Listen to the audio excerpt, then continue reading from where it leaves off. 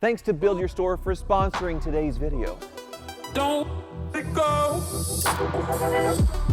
Chasing a dream.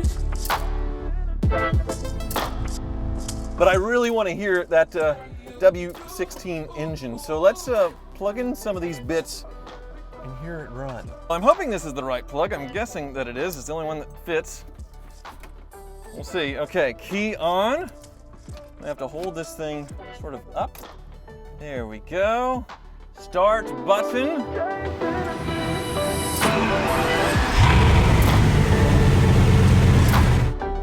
have a hooptie Bugatti.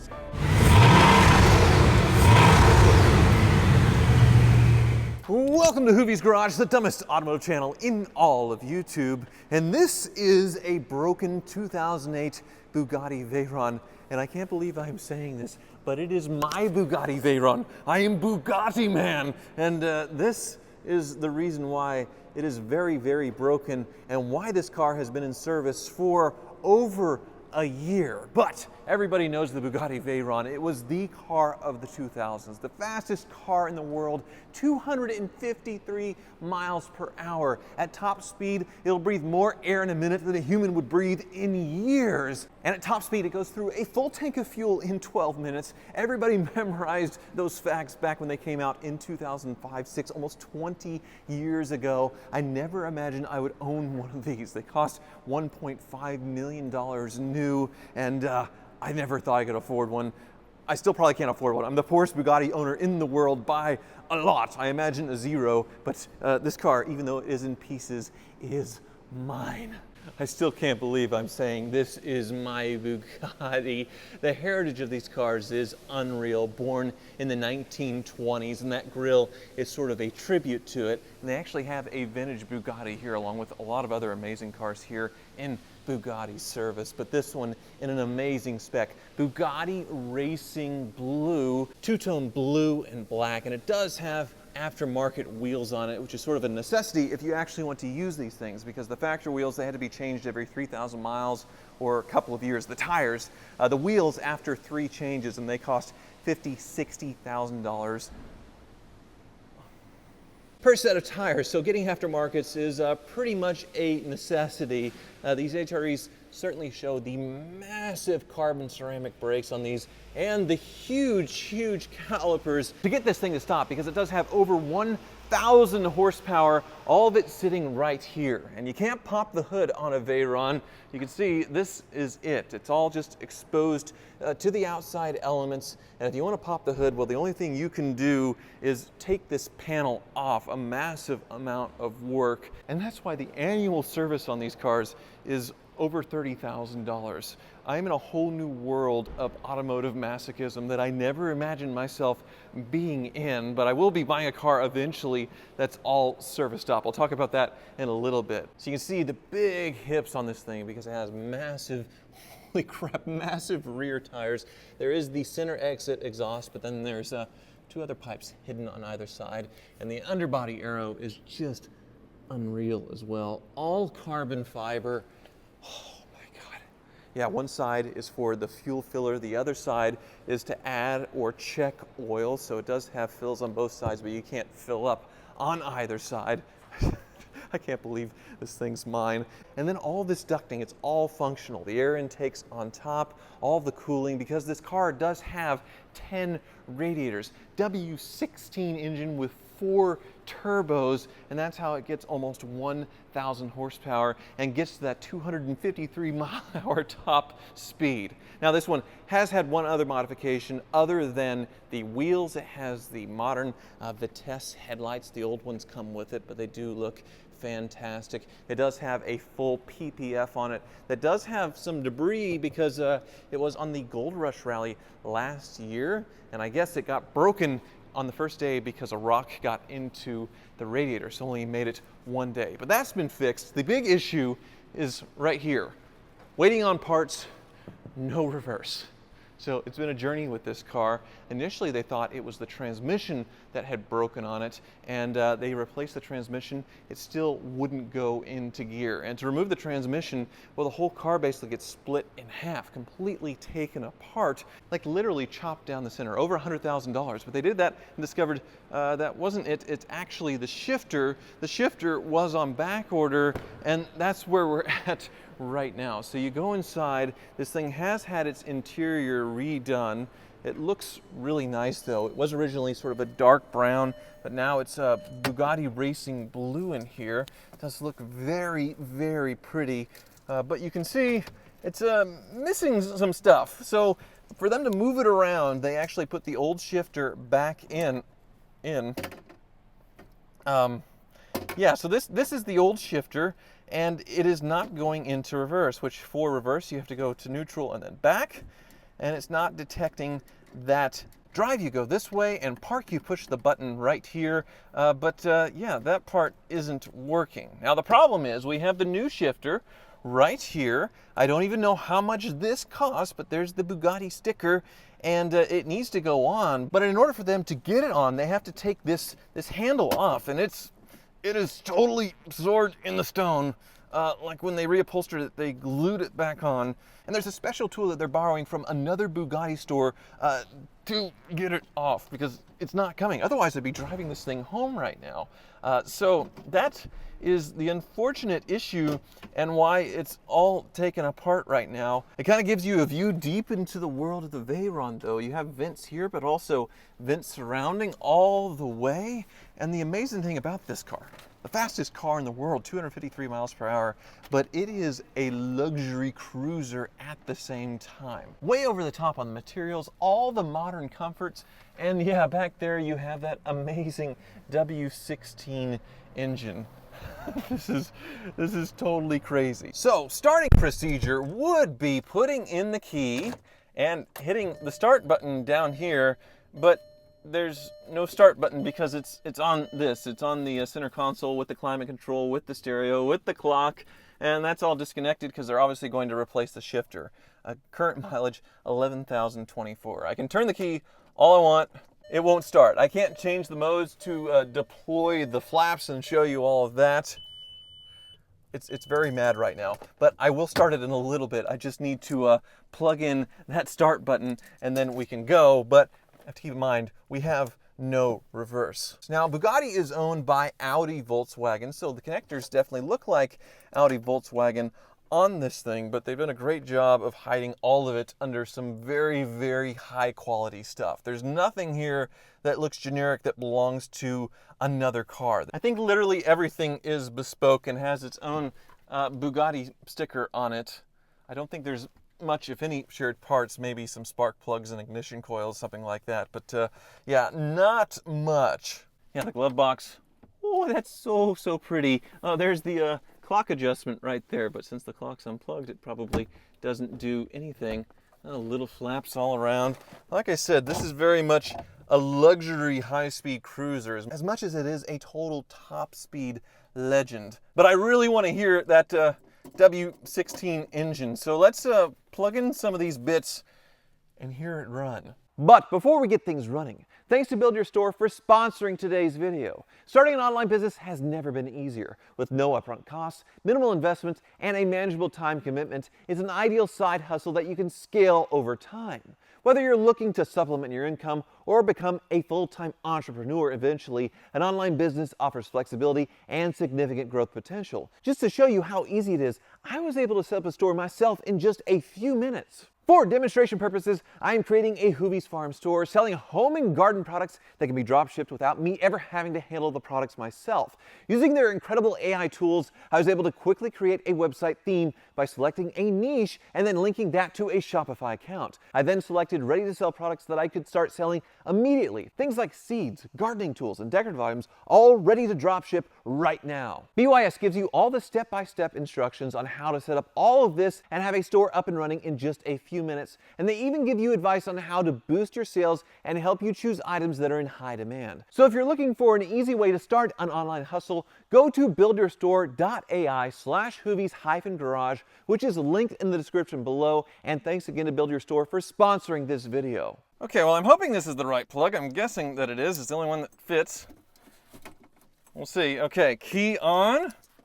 I have to hold this thing sort of up. There we go. Start button. I have a hooptie Bugatti.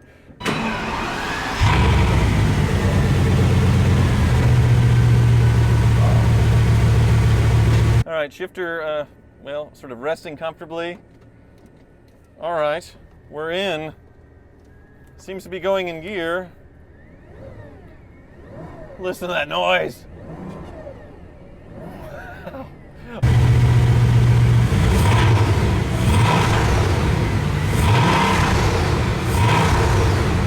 Okay, it's blowing full blast on the climate control, but I can't turn it off. It's not plugged in.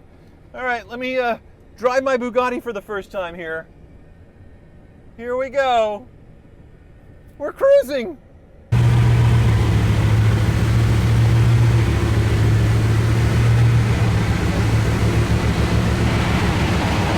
That's awesome, but I can't go any further than this because I'll get in a situation where I need reverse and it won't go in reverse. So that's it. That's my first drive in my Bugatti Veyron. How awesome is that? Okay, let's see. Will this rest comfortably? Okay. Now I gotta push it back. A car that I just paid more money than my house for. There we go. Oh! Ah! These Veyrons weigh 4,000 pounds. Oh! Oh, and I always skip leg day, so this isn't good for me. All right, let's not hit the Alamo 02 or that nice Bentley. So, to buy this thing, I did have to sell a couple of my cars. So, I'm gonna tell you about one of them I'm selling back at Hoovie's garage in Kansas. And hopefully in a week or so, I can come pick this beauty up. Oh, bye, honey. Okay.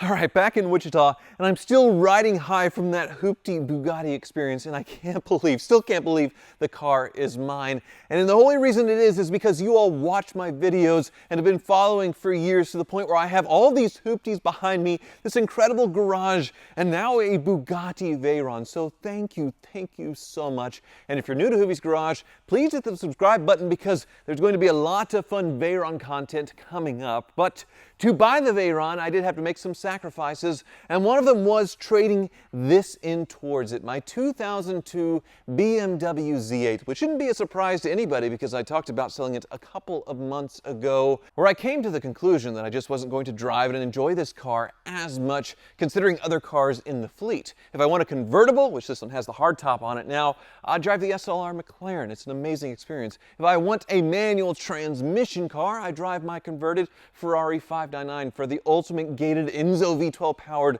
manual transmission experience. So this car sat a lot. And now that I moved into the new garage, it continues to sit. But it does give me pause because I did put the hardtop on it because it's being shipped out soon in a few days. And with the hardtop on, I've never seen it with the Alpina wheels. This hardtop hasn't been on in 3 years, and it's probably the prettiest car that I have in the entire hooptie fleet. But it's not just a gorgeous car to look at. It has that BMW M-powered engine under the hood, naturally aspirated around 400 horsepower, a 6-speed manual transmission from the glory days of BMW that feels like butter, all in an aluminum chassis that feels light and nimble, but also it is a very comfortable grand touring car at the same time.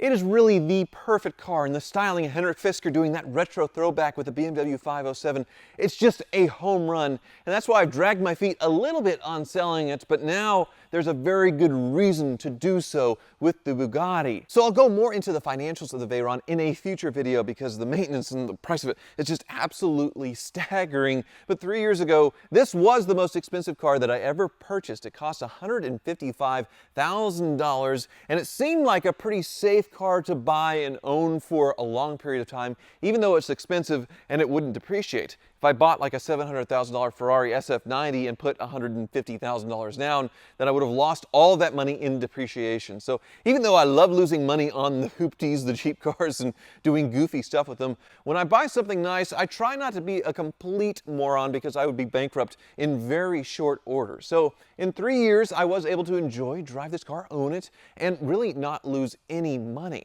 But the reason for trading it in, just in general, the sales tax savings, that $150,000 I get back because I had to pay sales tax when I bought it, but also the situation with the Bugatti made things kind of unique. And I have to give a shout out to Chicago Motor Cars, Perrin, the owner specifically, for being upfront with all of this. But he had a McLaren P1, I believe, that he was selling, and from what I understand, it was an aged unit that he wanted to move along. So when somebody wanted to trade in a Veyron towards it, he was happy to offer more on the trade than he normally would to get the deal done. But then he got stuck on both ends, unfortunately, because the P1, famous hypercar, needed a battery, a 6-figure repair there. So he had to do that. And then the Veyron showed up needing a lot of work, as you saw at the Bugatti dealer in Chicago, tens of thousands of dollars worth of work. So he was deep in the car, and once again, he was very upfront with me about this. And the best scenario for him was to get some good trade-ins and pay up for the trades and then make his money back that way and not show a loss selling it outright. So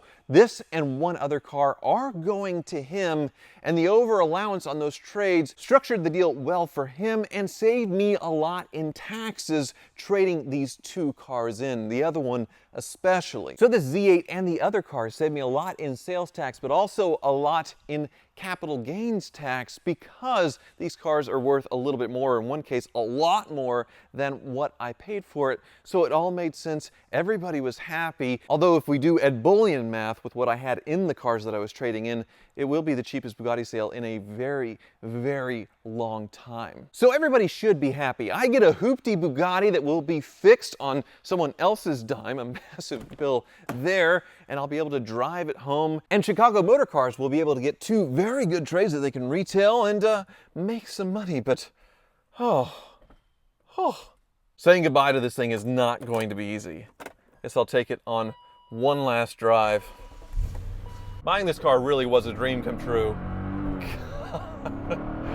Ever since seeing it when I was a kid in the James Bond film where it gets sliced in half, even though it didn't have much driving, I thought it was the prettiest car ever. But the prices just seemed so high on them new, and people were buying Z3s instead. These weren't a big sales success, and not many were sold, about 7,000, which for a large production vehicle, that's not very good. But obviously history has judged these cars differently, and now they sell for well over their original MSRP if they're a unique color and very low mileage. This one has pretty low mileage at 38,000 miles, but it is the James Bond Silver, the most popular color. But the most fun part of owning this Z8 for sure is completing the BMW Dream Team with it. The complete BMW lineup in 2001, when I think BMW peaked.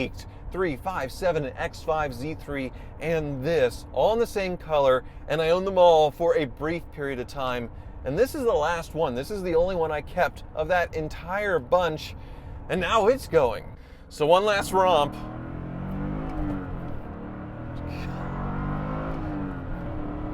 Wow. Just spectacular. I'm probably going to regret this. I won't be regretting it when I drive the Bugatti home, but I will probably the first time that check engine light comes on and nobody here wants to fix it. Anyway, I'm in a whole new world now, and thank you again so much for watching and making this possible. It is the highest level of automotive masochism, I think, what I just bought, the Bugatti Veyron, and a whole new world for me being the world's poorest Bugatti owner. Thank you again so much for watching.